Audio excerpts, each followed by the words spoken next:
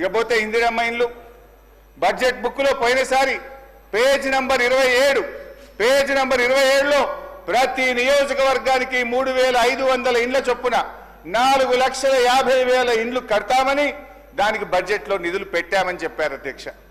మేము కూడా బల్లలు కొట్టినాం, వాళ్ళు కూడా బల్లలు కొట్టిండ్రు.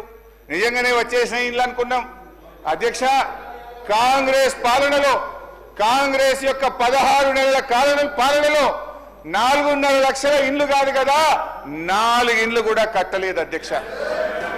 నేను బట్టిగా అడుగుతున్నా, పోనీ మీ మధ్యలో ఎక్కడైనా ఒక్క ఇల్లు కట్టారా చెప్పండి, ఎడ కట్టారో పోదాం చూద్దాం. ఒక్క ఇల్లున్నా కట్టారా ఏడాది కాలంలో చెప్పి నేను అడుగుతా ఉన్నాను అధ్యక్ష.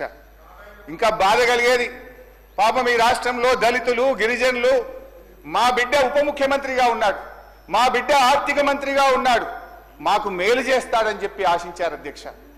పోయినసారి 24-25 బడ్జెట్ ప్రసంగంలో ఎస్సీ ఎస్టీలకు 1 లక్ష రూపాయలు అదనంగా ఇచ్చి పేదలు ఇండ్లు కట్టుకుంటే 6 లక్షల రూపాయలు ఇస్తాం, అందరికీ 5 లక్షలు ఇస్తాం, దళిత గిరిజనులకు 6 లక్షలు ఇస్తామని బట్టిగా తన ప్రసంగంలో చెప్పారు.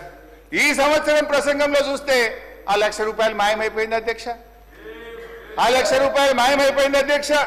అంటే దళిత గిరిజనులను ఈ ప్రభుత్వం మోసం చేసింది, దగా చేసింది అని చెప్పి నేను ఈరోజు చెప్తా ఉన్నాను అధ్యక్ష. నేను I appeal honourable deputy CM గారు, మీరు ఒక దళిత బిడ్డగా మీరంటే మాకు ఎంతో గౌరవం. ఈ రాష్ట్రంలోని దళిత గిరిజనులకు కాంగ్రెస్ పార్టీ మేనిఫెస్టోలో చెప్పిన విధంగా, పోయినసారి బడ్జెట్ ప్రసంగంలో మీరు ఇచ్చిన హామీ విధంగా 1 లక్ష రూపాయలు పెంచి ఈ రాష్ట్రంలో ఎస్సీ ఎస్టీలు ఇండ్ల నిర్మాణానికి 6 లక్షల రూపాయలు ఇవ్వాలని సవినయంగా మీ ద్వారా వారికి విజ్ఞప్తి చేస్తున్నాను అధ్యక్ష. ఐ థింక్ మీరు కూడా నా మాటతో అంగీకరిస్తారని భావిస్తున్నాను స్పీకర్ గారు.